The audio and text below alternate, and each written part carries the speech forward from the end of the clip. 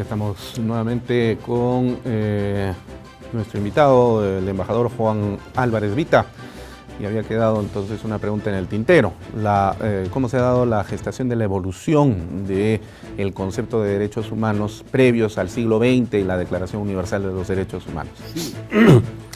Podríamos remontarnos a la antigua Grecia. ¿Ya? Ahí se hablaba ya de los derechos humanos en las tragedias griegas. Se nota con claridad que se habla de derechos que son superiores a los que puede tener el rey. Después, cada cultura ha tenido una concepción bastante similar en todo el planeta. Inclusive las no occidentales. Así es. No solamente ahí, también en África. Ajá. La concepción africana de derechos humanos extraordinariamente tiene un fondo que al final converge en una sola matriz.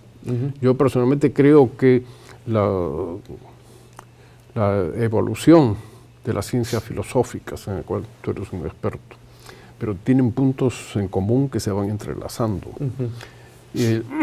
Tenemos también la influencia del judaísmo, del cristianismo, claro, del islam, ¿no? Y en cada país en cada cultura hay rastros de ese caminar por los derechos humanos. Aquí en el Perú también hay un libro muy interesante que escribió una colega mía, Carmela Aguilar Ayans, que era Fundamentos del Derecho Internacional Incaico, que uno dice, bueno, ¿y de qué derecho internacional se estaba hablando en esa época? Y ahí uno encuentra que ella, como investigadora, ella era cusqueña, había encontrado una serie de valores que los incas tenían que coincidían plenamente con la concepción de los derechos humanos.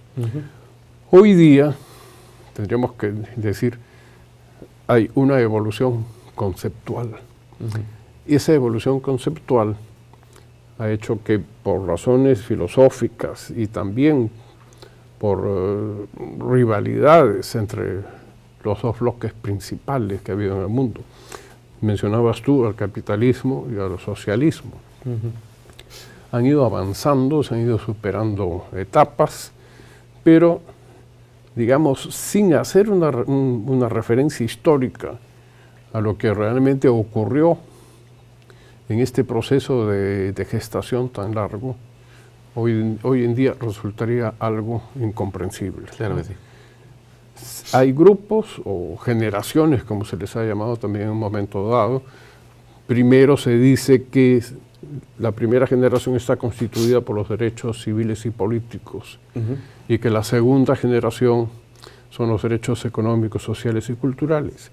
Si uno rastrea históricamente, encuentra que esto no es así, que siempre ha habido una simultaneidad, claro, entre esos dos grupos de derechos. Cuando pasamos a la tercera generación, donde tendríamos que ubicar el derecho al desarrollo, ¿no?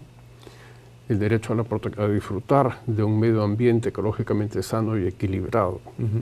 Esos son derechos que se les dice que son nuevos, pero en realidad la concepción es nueva, pero el derecho ha existido siempre. Ahora, ahí quisiera yo detenerme para hacer alguna reflexión respecto de la naturaleza misma de lo que se concibe por derechos humanos. Quizás la tradición ha hecho posible de que se comprendan los derechos humanos como una especie de derechos naturales inherentes a toda persona, ¿verdad? Es decir, cada ser humano nace ya con derechos. Como que se encontraran casi desde un punto de vista fenotípico, ¿no? Una identidad de estos derechos con el hombre desde un punto de vista natural. Pero si esto fuera cierto, digamos, claro, el derecho natural tiene esa idea y el justnaturalismo ha sido el que se ha encargado precisamente de dar esta fundamentación, quizás por el momento histórico que se vivió tras la Segunda Guerra Mundial, cuando el positivismo empezaba a avanzar. y el justnaturalismo empezaba ya a retroceder, es que se tuvo esta idea. Pero si fuera cierto, y esta es una pregunta que te formulo, si fuera cierto que los derechos humanos son naturales, entonces hubieran sido protegidos desde siempre, hubieran sido gozados desde siempre, porque, digamos, la lluvia es natural, el crecimiento de las plantas es natural, y todo lo natural ha sido siempre. Pero en el campo de los derechos humanos vemos más bien por el contrario que durante el paso de los siglos en la historia de la humanidad, no siempre ha habido protección y defensa de los derechos humanos, porque además ni siquiera se tenía la idea de lo que era derechos humanos hace varios siglos atrás. Por eso cuando decimos, o se escucha alguna persona que dice que los españoles vinieron a América y cometieron graves crímenes de lesa humanidad y violaron derechos humanos, en realidad esa es una forma de entender un proceso histórico, pero a mi juicio, personalmente, de manera equivocada, porque ¿cómo se puede violar algo que no existía en ese momento? Porque la idea de derechos humanos no existía cuando llegó España a América. Y tan no existía que recién se empieza a formar, pues posteriormente, justamente porque no es natural. Y como no son naturales los derechos humanos, entonces estos van apareciendo progresivamente en la medida en la cual se van dando una serie de luchas que van conquistando estos derechos que se elevan a esa categoría. Por ejemplo, el día de hoy las comunidades LGTBI reclaman como un derecho humano y un derecho natural la posibilidad de casarse, o sea, prácticamente el matrimonio ya se ha convertido en un derecho natural independientemente de los sexos. Pero eso no hubiera sido posible concebirlo en el siglo XIX, por ejemplo, ni siquiera en el siglo XX. Entonces, eso nos da la idea de que los derechos humanos, ya sean de primera, segunda o tercera generación, no han sido naturales, sino más bien son una especie de derechos civiles, como dice, y creo yo muy bien el italiano Paolo Flores de Arcais, son derechos civiles que tienen tal importancia que tienen que estar muy por encima de los otros derechos civiles y alcanzar esta categorización de derechos humanos para protegerlos. Pero siempre van a ir apareciendo otros más en el camino, justamente porque no son naturales. ¿Cuál es tu juicio sobre este particular? Sí. Yo preferiría hablar de un proceso de conceptualización de los derechos humanos. Ya. Es decir, el derecho existe. Que no se haya tenido conciencia de que ese derecho estaba ahí, eso es otra cosa. Ahora, yo recuerdo cuando en la Universidad Católica, aquí en el Perú, el derecho se enseñaba con una base justpositivista. Así es. A pesar de que se podría pensarse, ¿no? Es una iglesia que es una universidad católica. Es una universidad católica y por tanto tendría que fundamentarse en el derecho natural. Así es. Hay detractores hasta el día de hoy, los que aceptan el derecho natural y los que no lo aceptan. Es que también hay un derecho natural no cristiano, no católico, sino racionalista. Pero por supuesto, ese es el fondo de la religión, que yo diría que es común a todas las religiones. Eso es una cosa que también hay que ir abriendo camino, porque se tropieza todavía con mentalidades muy conservadoras que dicen, no, mi religión es la única verdadera y las otras no. Dogmatismo, pues. Sí. Dogmatismo. Pero hay, en una época, eso se ha entendido como algo muy normal. Claro. Eso explica fenómenos históricos como los de la Inquisición, que hoy día podría avergonzar por lo menos a una parte grande de la humanidad. Y a la propia iglesia, ¿verdad? Así es.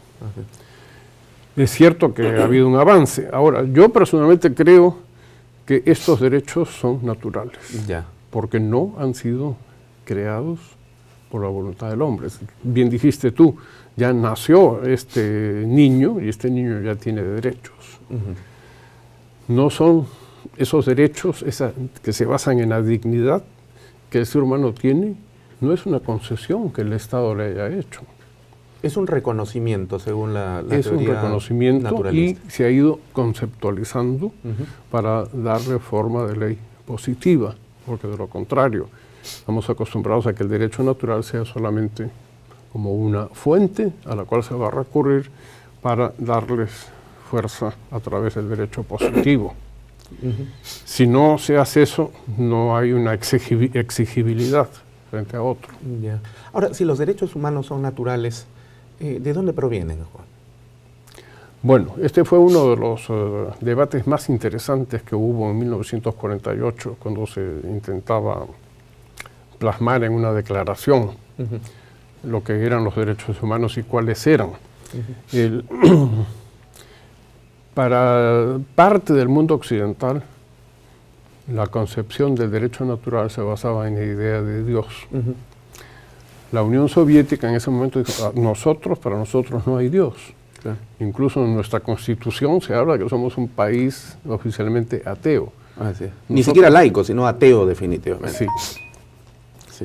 En consecuencia, no se podía avanzar hacia un consenso. Y por eso el artículo primero de la Declaración Universal tiene una especie de fundamentación. Parece un circunloquio, se habla de la dignidad que el ser humano tiene por el hecho de ser tal. Y consecuentemente con eso, los seres humanos tenemos la obligación de comportarnos fraternalmente los unos con los otros. Alguien podría pensar, bueno, esto ha sido inspirado en San Francisco, pero no es así. Fue la búsqueda de un consenso, no mencionar a Dios.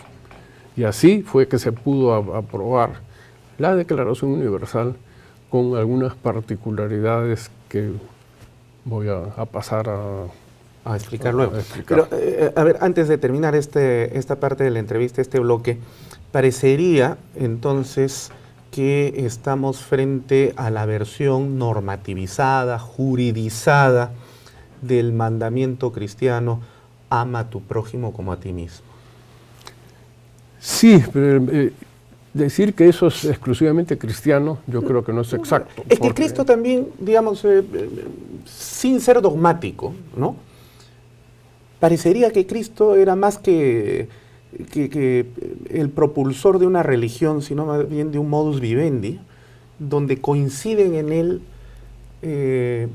todo y nada, ¿no? Es decir, el islamismo tiene esa idea, las viejas tradiciones religiosas egipcias también tenían esa concepción, los griegos ya habían pensado en un concepto de esa naturaleza, y Cristo presenta esta idea, es decir, la palabra de Cristo no es estrictamente propiedad del cristianismo, sino que es un hombre universal, eso es lo que quiero decir. Sí, el sermón de Benares, pronunciado por Buda en esa ciudad, tiene una similitud enorme con el sermón de la montaña de Jesús.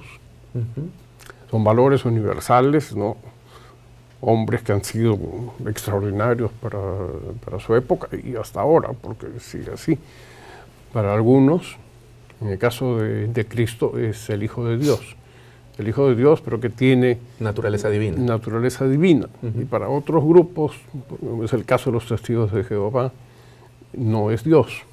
Solo el Hijo de Dios. Así es. Pero ese es un tema muy, muy interesante que vale la pena también ingresar en ese campo, ¿no? Porque han de saber nuestros televidentes que esta no es una conversación teológica, pero finalmente cuando se le da un enfoque justnaturalista es inevitable pasar a estos campos desde el análisis de los derechos humanos. Juan, vamos a hacer la siguiente pausa comercial y regresamos en esta interesantísima conversación que estamos teniendo con nuestro invitado el día de hoy, el embajador Juan Álvarez Vita. Ya regresamos en Referente Jurídico.